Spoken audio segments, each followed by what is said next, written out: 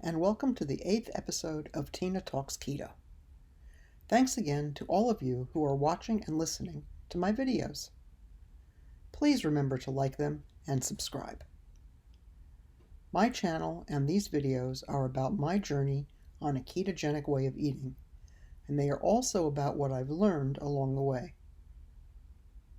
My name is Tina Barkin, and for the past 27 months, I've been eating some form of a low-carb diet.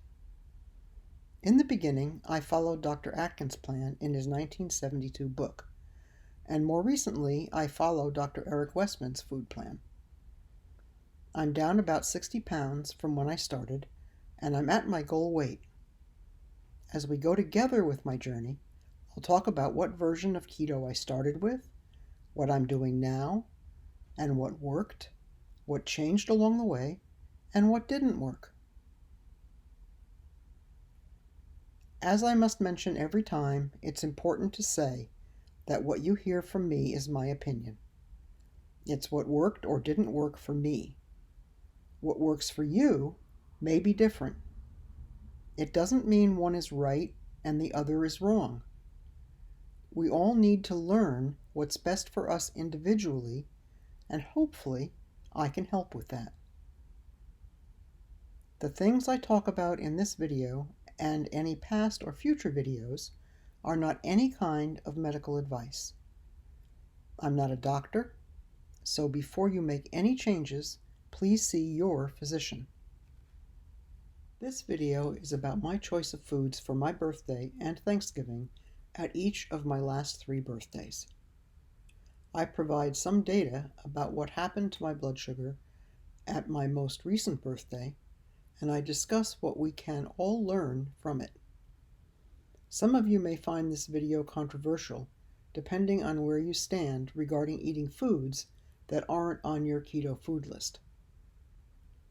I mention non-keto foods in this video, and I talk about how I deal with them. If talking about specific desserts triggers you, perhaps you should skip this one. Though I hope that all of you have the fortitude to get past any triggers. We are exposed to food every day that we shouldn't eat. It's on TV, on billboards, in Facebook. Food is literally everywhere, and some of it may make you desire it. Coping skills are essential, and those skills don't include bringing donuts into the house and eating them in the closet. Praise yourself instead for walking or driving past the store. When you successfully get past an urge or a craving, that actually feels really good, and it lasts a lot longer than the 60 seconds of enjoyment, sometimes followed by days of misery from the donut. I made a couple of decisions when I first started that impact how I think about following this way of eating. One is that I decided never to say never. Had I said to myself, I will never have a high-carb dessert again, or I'll never eat a baked potato again, I probably wouldn't have started. I said those foods aren't for me now, but might be later on. Going back to the donuts, it's easier to drive past the store if you realize you can stop at a different time. The other thing is to always have a plan. From day one, decide what you will eat, ideally for the week to make a shopping list, but even for the day will work. If you have special occasions coming up, plan in advance what you will eat. If you think you won't be able to resist what's in front of you, eat at home first, so at least you aren't hungry. Another option is to bring food. Or you can call a restaurant ahead of time and ask what they will make for you. I went to a catered dinner at an Italian restaurant back in June. I explained to the person planning the party what I could and couldn't eat. When I got to the restaurant, they offered me salad and baked salmon, which was some of the best salmon I ever had, and for dessert, some berries with whipped cream. All was arranged in advance. Now, part of your plan can be to go off plan. Are you going to a restaurant that you know is outstanding and has a dish that they are known for, and it's highly unlikely that you will go there again? Are you on the trip of a lifetime?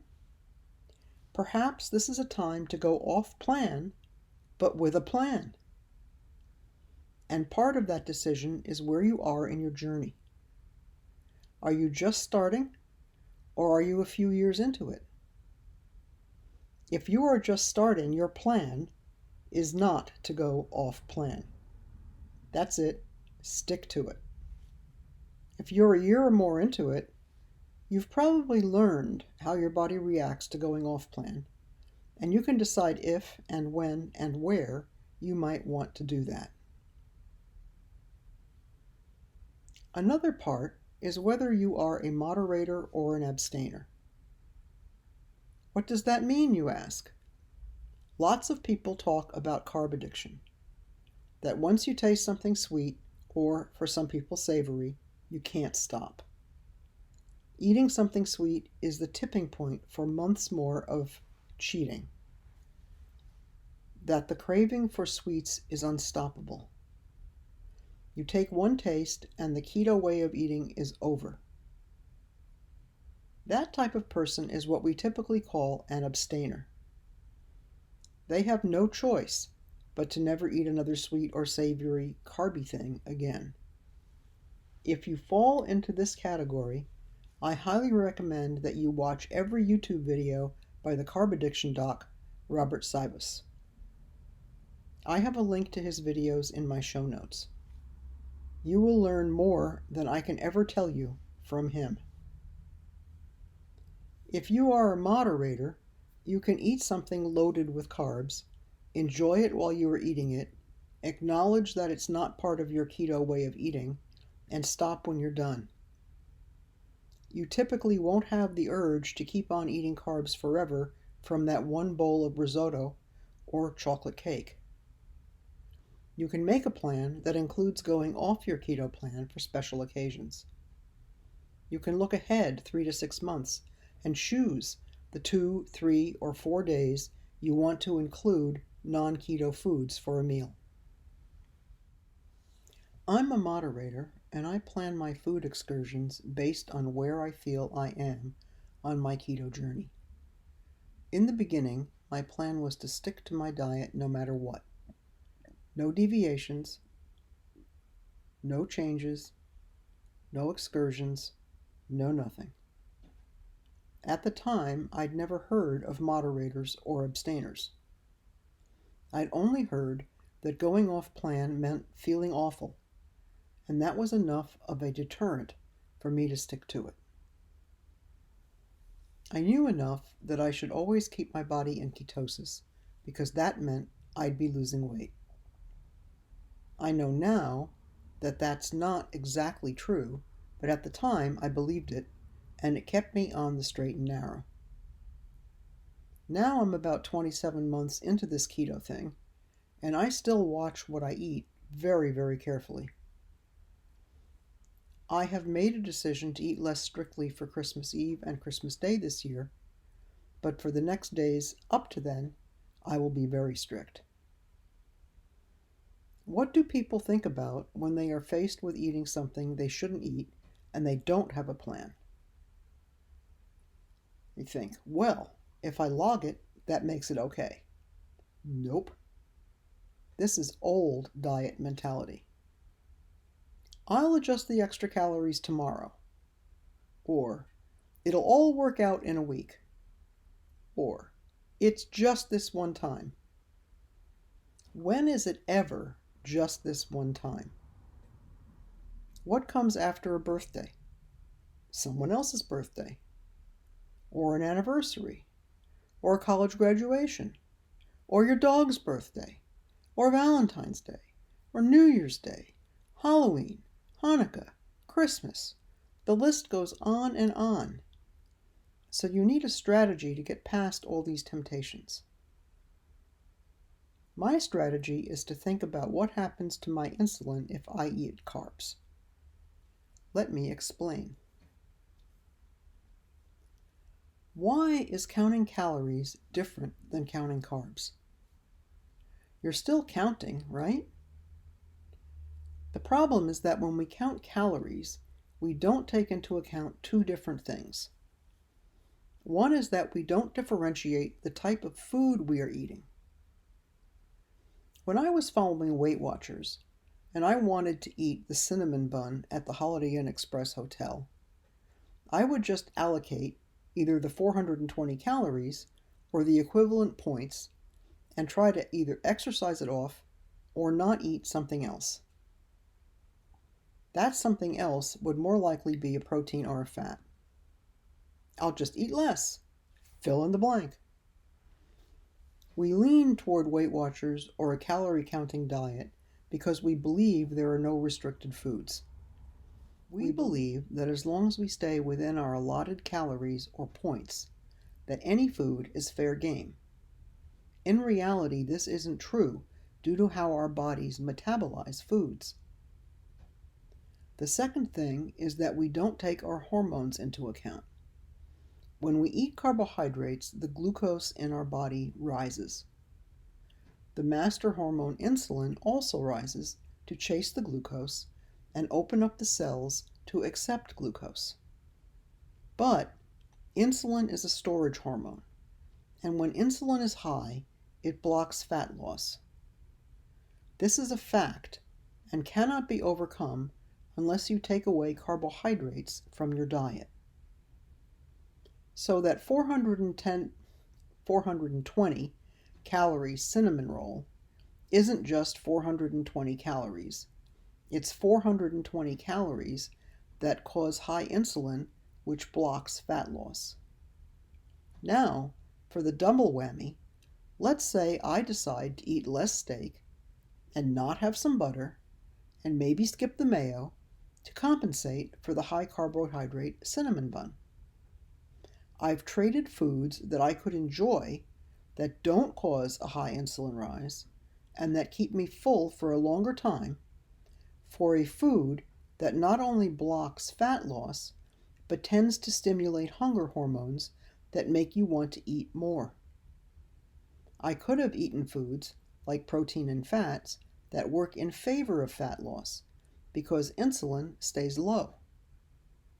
So not only did I block fat loss, I didn't eat foods that aid in fat loss, and I ate a food that will make me hungrier sooner. So getting back to my plan, I ask, am I willing to eat this non-keto food knowing that I will stop fat loss for a few days? Let's review the 3 birthdays and 3 Thanksgivings, they are about a week apart, I've had since I started keto and analyze how each one went. And for those of you who don't celebrate Thanksgiving in the US, this applies to your Thanksgiving or any holiday that you have that falls near your birthday. In other words, a birthday followed by any kind of holiday in close succession. I was in the beginning of my 5-month stall for the first of these 3 birthday and Thanksgiving combos. This one was pretty easy. It's true I was stalled and a bit frustrated, but I had no intention to stray from my keto way of eating. I had done enough research and watched so many videos that I knew I was on the right path regardless of what the scale was indicating. This determination to follow strict keto was helped by the quarantine we were all in the fall of 2020.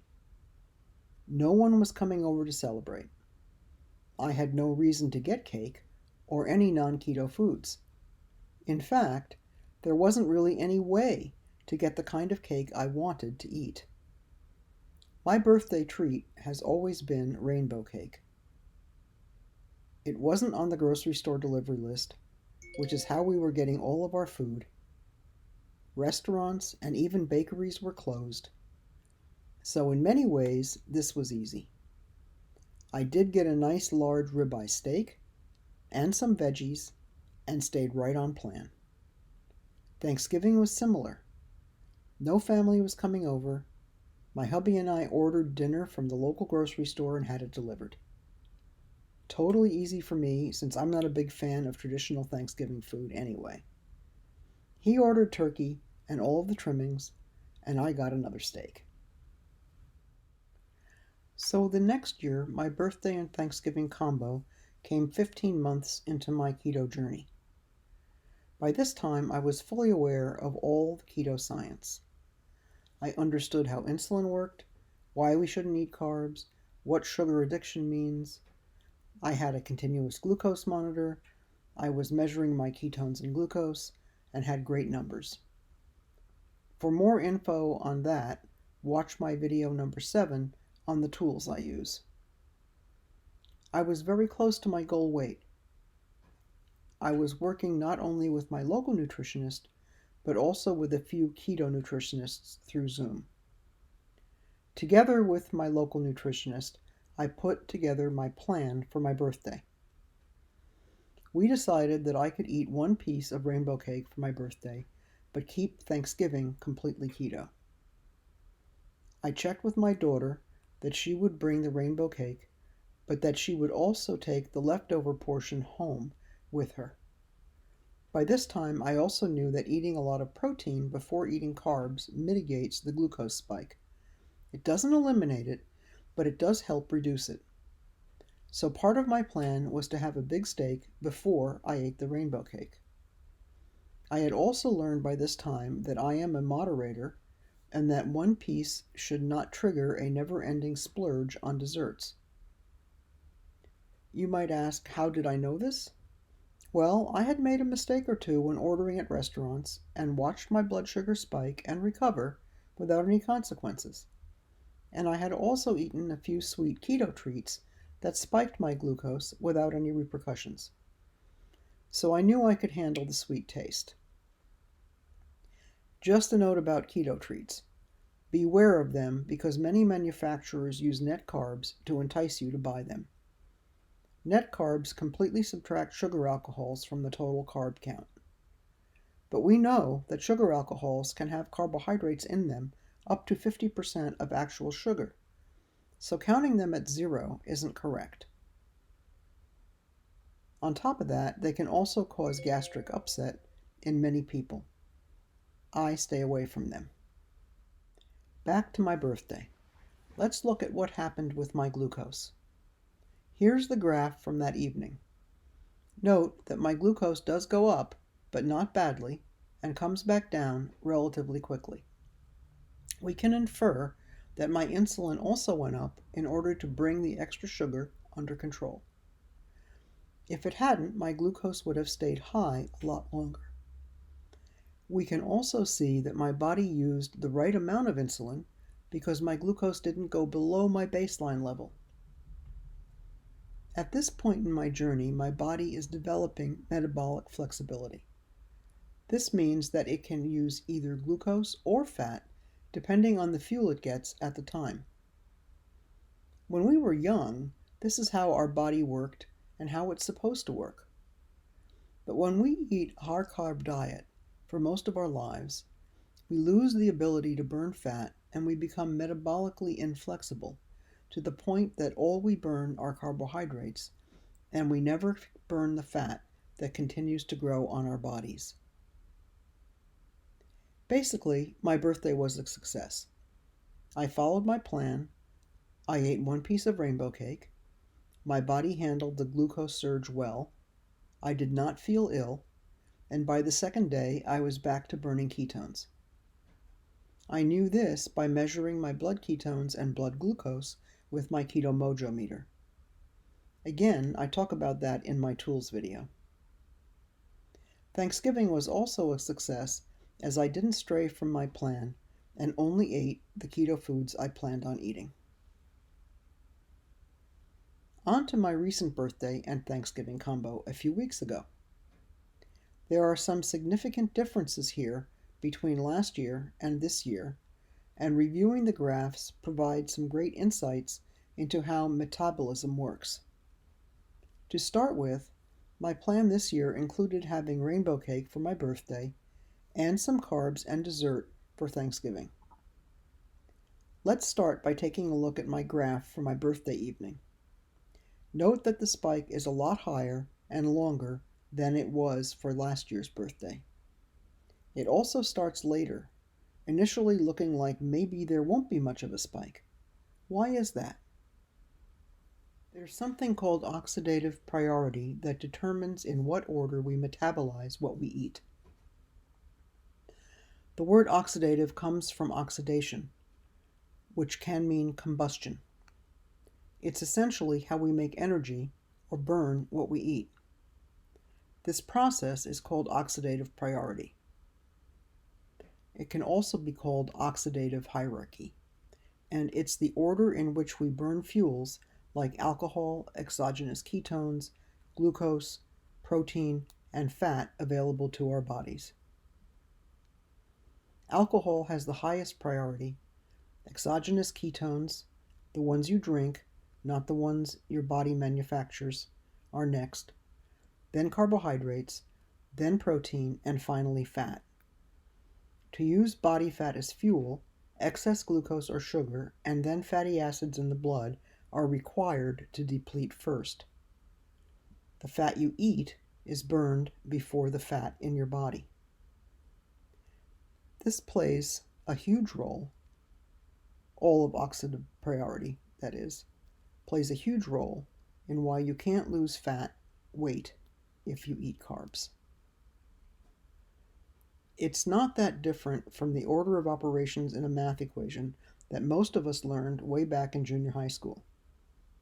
Parentheses, exponents, multiplication and division from left to right, addition and subtraction, again from left to right. To get the correct answer, you must follow the rules. Well, guess what? You can find the answer to your weight loss problem by following the rules of oxidative priority. Don't have alcohol, skip the carbs, and your body will burn the fat. There's no deviation from this. It's how our bodies work. So back to my birthday. If you look at the graph, you can see that it stays longer than the graph from a year ago. This is because I had 2 glasses of wine with my dinner. So because of oxidative priority, the alcohol gets burned first and suppresses the rise of glucose. The next thing on the graph is the high spike. Why is it higher than last year's spike? Remember I said that protein can mitigate a rise in glucose? Well, this year we went out for dinner before coming back home for cake. I had a good-sized steak, just like the previous year, but there was at least an hour between the steak and the cake. We had to pay the bill, get in the car, drive back home, get out the cake, and serve it. With all that time in between the protein and the carbs became a snack and not part of the meal. So up goes my glucose, followed by insulin, which worked properly, but had a lot more to do to bring the glucose back down. For complete transparency, this was not my last piece of cake during that week. I did go off my plan. Remember, the plan was a nice-sized piece of cake for my birthday dinner, followed by strict ketovore. That's basically all meat, a few veggies, and some cream for coffee. So how did my plan change? For one thing, this time the cake stayed at my house. My daughter said she didn't want the sugar in her house. Huge win, by the way. No way was I going to force her to bring cake home. So the onus was on me not to eat it. Well, that worked for the next day. I didn't eat it. But a few friends of mine suggested that I do a few experiments since the cake was in the house. Now I'm off plan for the first day and modifying my plan for the next 2 days. So here are the graphs. 2 days after my birthday dinner, fish and then cake. Oops, no difference in the spike. The next day, steak and then cake. This one is better, so we can see that a heavier meal of protein eaten right before the cake does actually mitigate the glucose response, at least for me. That was what we were trying to test.